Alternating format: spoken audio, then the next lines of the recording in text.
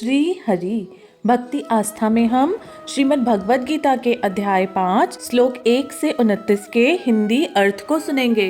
श्लोक 1, 2, 3।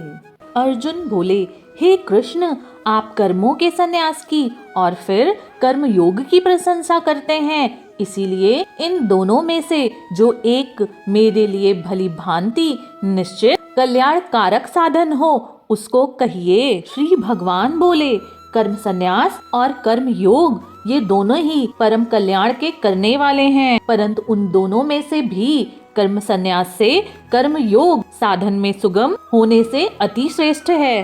हे अर्जुन, जो पुरुष न किसी से द्वेष करता है और न किसी की आकांक्षा करता है, वह कर्मयोगी सदा ही सन्यासी ही समझने योग्य है, क्योंकि राग द्वेष द्वंद्वों से रहित पुरुष सुख पूर्वक संसार बंधन से सदा ही मुक्त हो जाता है। श्लोक 4, 5, 6। उपयुक्त प्रकार से संन्यास और कर्मयोग को मूर्ख लोग पृथक पृथक फल देने वाला कहते हैं, न कि पंडित जन, क्योंकि दोनों में से एक में भी सम्यक प्रकार से स्थित पुरुष दोनों के फल रूप परमात्मा को ही प्राप्त होता है। ज्ञान योगियों द्वारा जो परम धाम प्राप्त किया जाता है, कर्म योगियों द्वारा भी वही प्राप्त किया जाता है।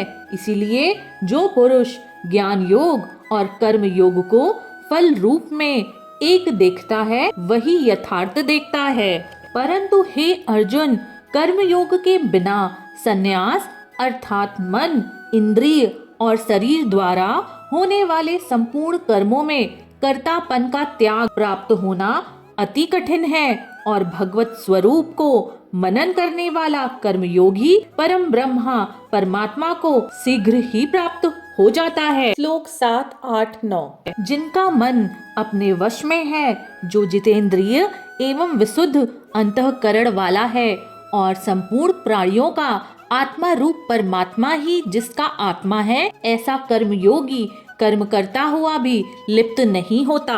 तत्व को जानने वाला सांख्य योगी तो देखता हुआ, सुनता हुआ भी, स्पर्श करता हुआ या सूंघता हुआ, भोजन करता हुआ या गमन करता हुआ, सोते हुए या श्वास लेते हुए, बोलते हुए या त्याग करते हुए, ग्रहण करते हुए तथा आँखों को खोलते या मूंदते हुए भी सब इंद्रियां अपने अपने अर्थों में ही बरत रही हैं, इस प्रकार समझकर निसंदेह ऐसा ही माने कि मैं कुछ भी नहीं करता हूँ।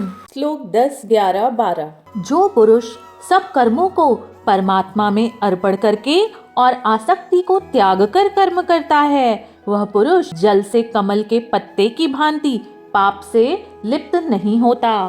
कर्म योगी ममत्व बुद्धि रहित केवल इंद्रिय, मन, बुद्धि और शरीर द्वारा भी आसक्ति को त्याग कर अंतःकरण की शुद्धि के लिए ही कर्म करते हैं। कर्मयोगी कर्मों के फल का त्याग करके भगवत प्राप्ति रूप शांति को प्राप्त होता है, और सकाम पुरुष कामना की प्रेरणा से फल में आसक्त होकर बंधता है। श्लोक 13, 14। अंतःकरण जिसके वश में है, ऐसा सांख्य योग का आचरण करने वाला पुरुष न करता हुआ और न ही करवाता हुआ ही नव द्वारों वाले शरीर रूप घर में सब कर्मों को मन से त्याग कर आनंद पूर्वक सच्चिदानंद घन परमात्मा के स्वरूप में ही स्थित रहता है। परमेश्वर मनुष्यों के न तो कर्तापन की, न कर्मों की ही और न कर्म के फल के संयोग की ही रचना करते हैं, परंतु यह मनुष्य का स्वभाव ही बरत रहा है। श्लोक 15, 16, 17।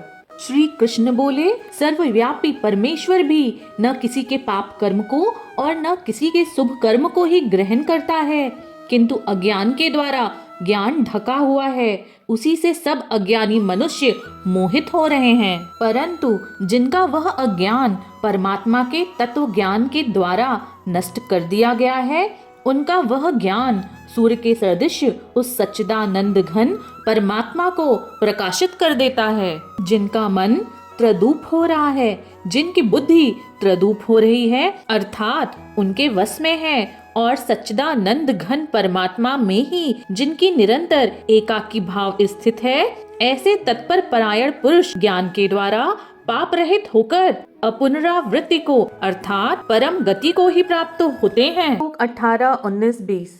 वे ज्ञानी जन विद्या और विनय युक्त ब्राह्मणों में तथा गौ, हाथी, कुत्ते और चांडाल में भी समदर्शी ही होते हैं। जिनका मन संभाव में स्थित है उनके द्वारा इस जीवित अवस्था में ही संपूर्ण संसार जीत लिया गया है, क्योंकि सच्चिदानंद घन परमात्मा निर्दोष और सम है।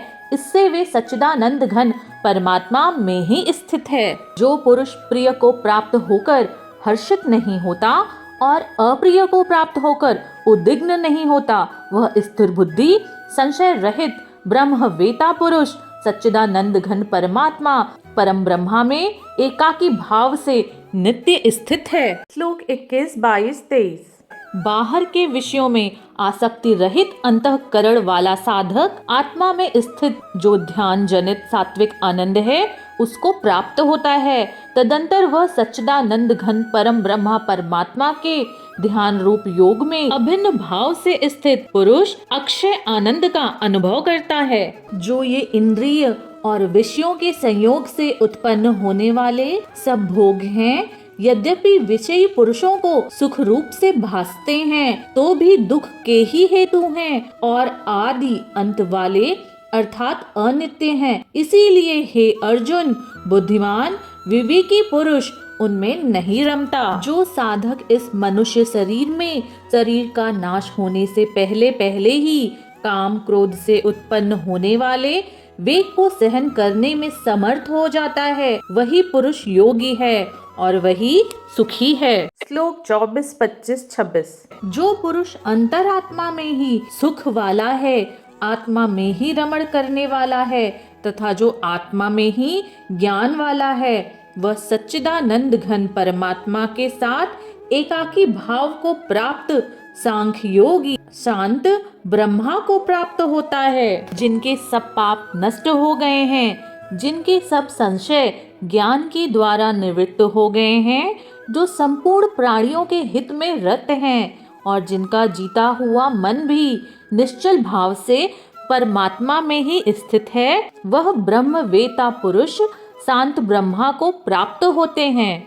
काम क्रोध से रहित जीते हुए चित्त वाले परम ब्रह्मा परमात्मा का साक्षात्कार किए हुए ज्ञानी पुरुषों के लिए सब ओरों से शांत परम ब्रह्मा परमात्मा ही परिपूर्ण है। श्लोक 27, 28, 29। बाहर के विषय भोगों को न चिंतन करता हुआ बाहर ही निकालकर और नेत्रों की दृष्टि को भ्रुकुटी के बीच में स्थित करके तथा नासिका में विचरने वाले प्राण और अपान वायु को सम करके जिसकी इंद्रियां, मन और बुद्धि जीती हुई है, ऐसा जो मोक्ष परायण मुनि ईर्ष्या, भय और क्रोध से रहित हो गया है, वह सदा मुक्त ही है। मेरा भक्त मुझको सब यज्ञ और तपों का भोगने वाला, संपूर्ण लोकों के ईश्वर का भी ईश्वर तथा संपूर्ण भूत प्राणियों का सुहृद अर्थात स्वार्थ रहित